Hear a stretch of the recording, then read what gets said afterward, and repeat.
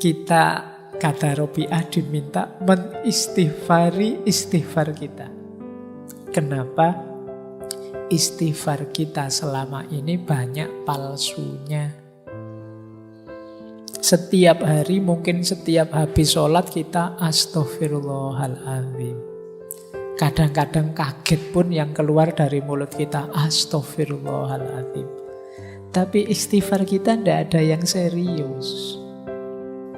Jadi tobat itu diawali pengetahuan, kemudian dilanjutkan dengan kesadaran untuk berubah, didasarkan pada penyesalan, ditekadi untuk perbaikan. Perbaikan itu berarti berhenti menjalankan, membersihkan diri, dan memperbaiki.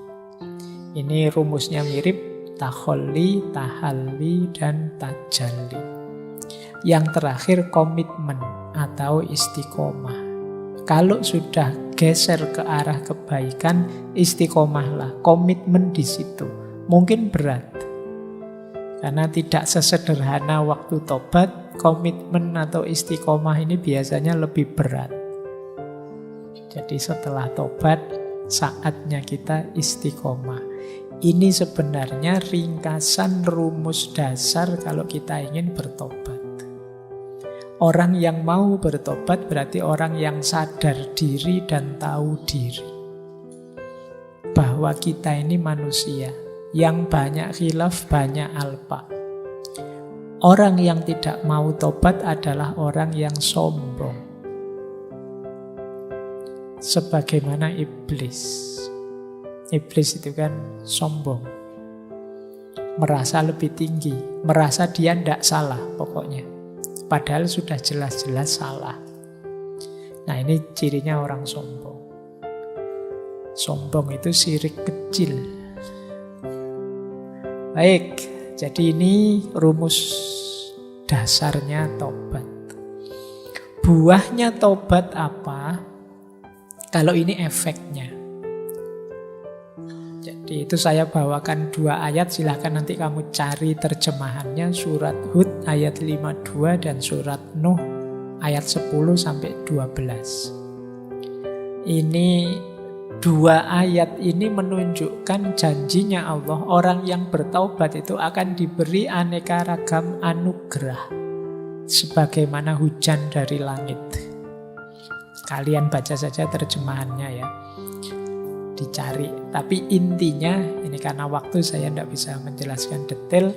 Buahnya orang tobat itu yang pertama adalah bersihnya diri, jernihnya diri, sehingga mampu lebih jelas menangkap kebenaran.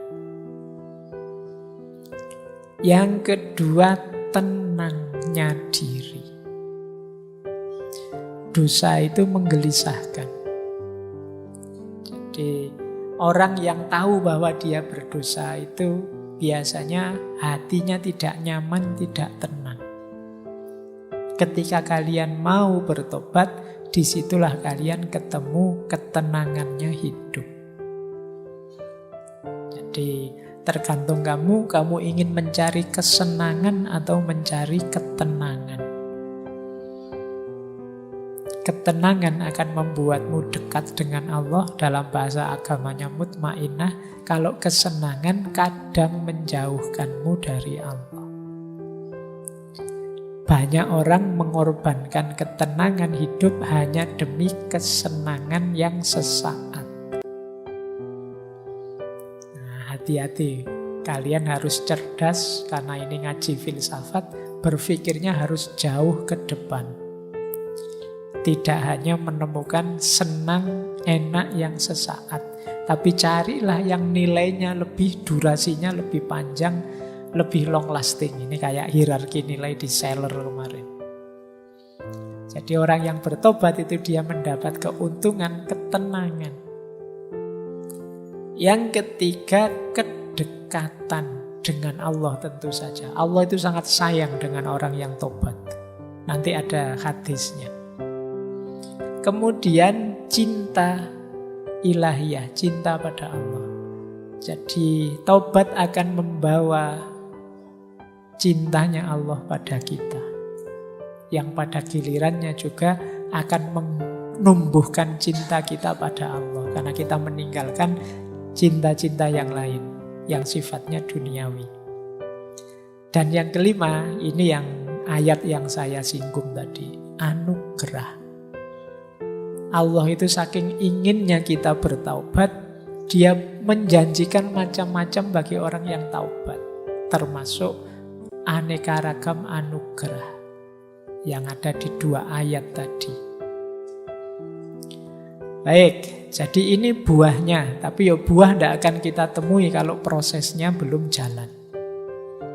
Jadi teman-teman silahkan, ini teori jangan dihafalkan atau hanya untuk diceramahkan. Coba kamu jalani, kata orang Jawa, ngelmu kuwi kelakone kanthi laku. Kalau ingin benar paham seperti apa manfaatnya tobat, jalankan tobat itu. Baik, saya tutup dengan beberapa quotes. Ini menarik. Ada kalimat dari Robi'ah, istighfar kita membutuhkan istighfar lagi. Aku beristighfar kepada Allah dari ucapanku, aku beristighfar pada Allah. Kita, kata Robi'ah, diminta menistighfari istighfar kita. Kenapa? Istighfar kita selama ini banyak palsunya. Setiap hari, mungkin setiap habis sholat kita astaghfirullahaladzim. Kadang-kadang kaget pun yang keluar dari mulut kita astaghfirullahaladzim. Tapi istighfar kita tidak ada yang serius. Buktinya apa? Istighfar rutin tapi dosa juga jalan terus. Maksiat tidak kita rem sama sekali. Kesalahan tidak kita sesali sama sekali.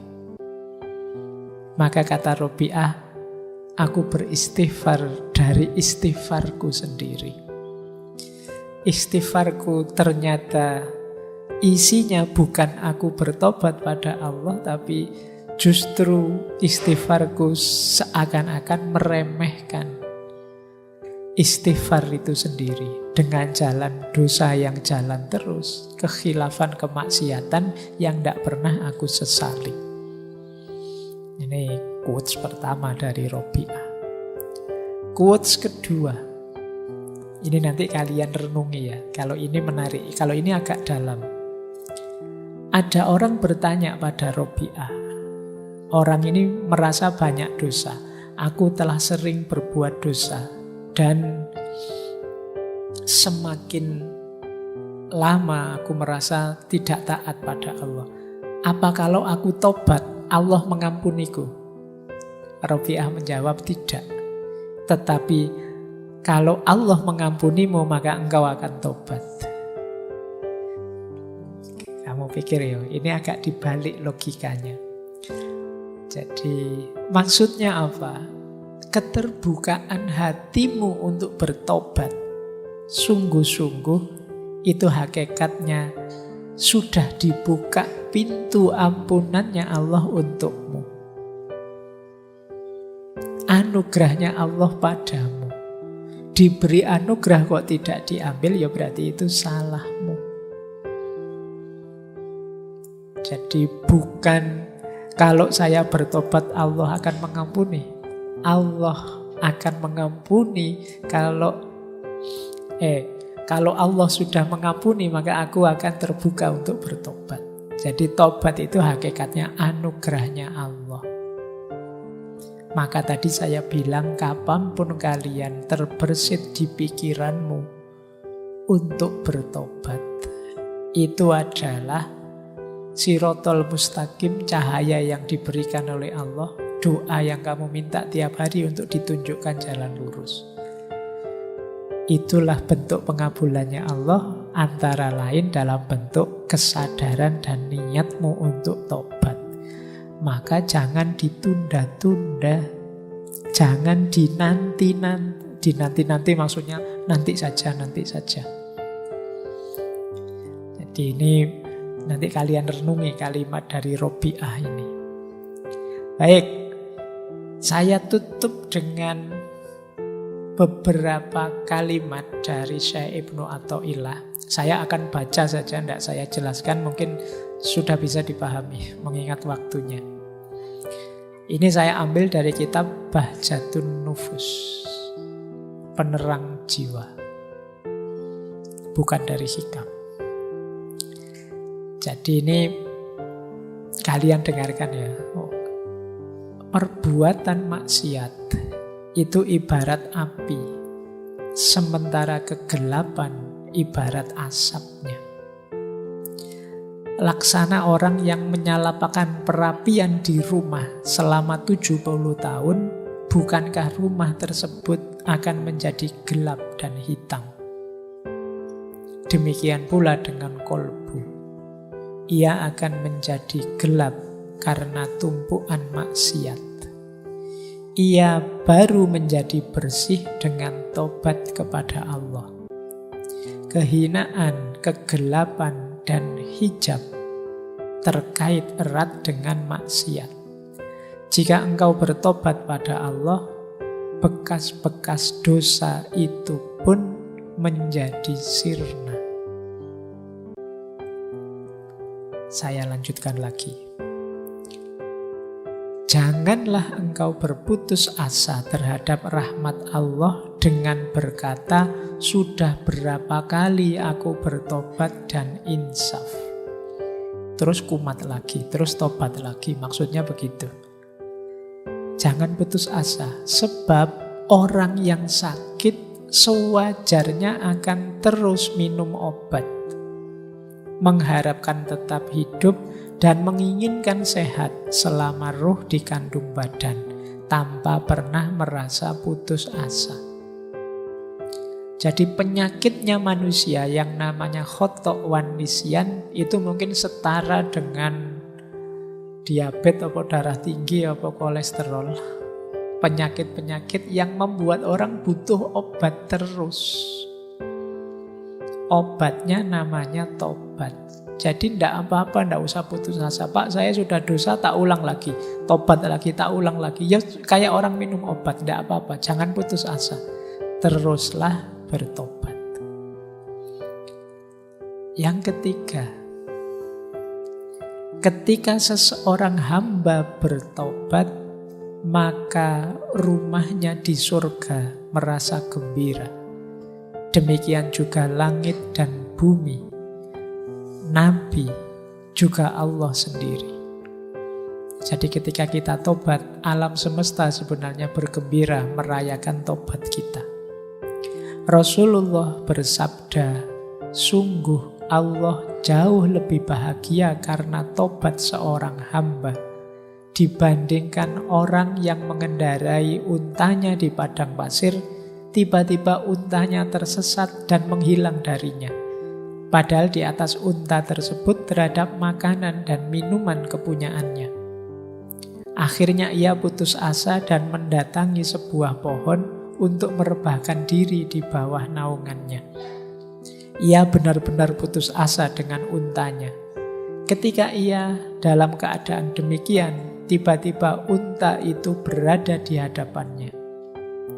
Ia pun segera melaih tali kekangnya, dan karena amat gembiranya sampai-sampai ia berkata, ya Allah, engkau hambaku dan aku Tuhanmu. Ia salah ucap karena luapan kegembiraannya. Ini hadis riwayatnya Muslim. Jadi gembiranya Allah ketika kita tobat itu digambarkan oleh Rasulullah di hadis ini seperti orang yang melakukan perjalanan naik unta.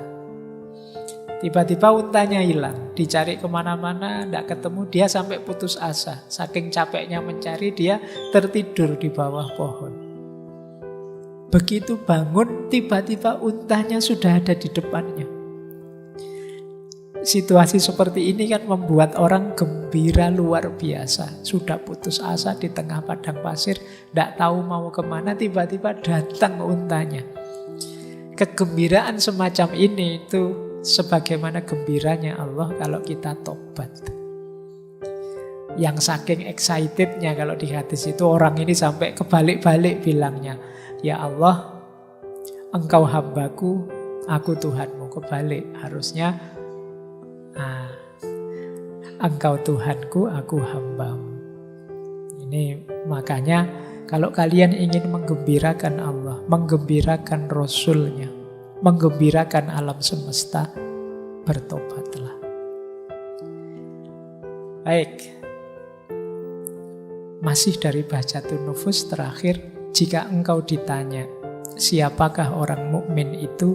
Jawablah bahwa orang mukmin adalah orang yang bisa melihat aib dirinya lalu berusaha mengobatinya, serta tidak sibuk menuduh orang lain memiliki aib. Jika engkau ditanya siapakah orang yang hina, katakan bahwa orang yang hina adalah yang menuduh orang lain bersalah serta merasa dirinya benar.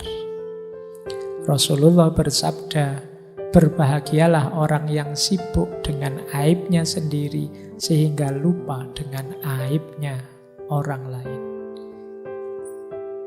Baik, saya kira itu ya teman-teman. Malam hari ini pelajaran kita untuk muhasabah dalam aspek pembersihan diri. Namanya taubat.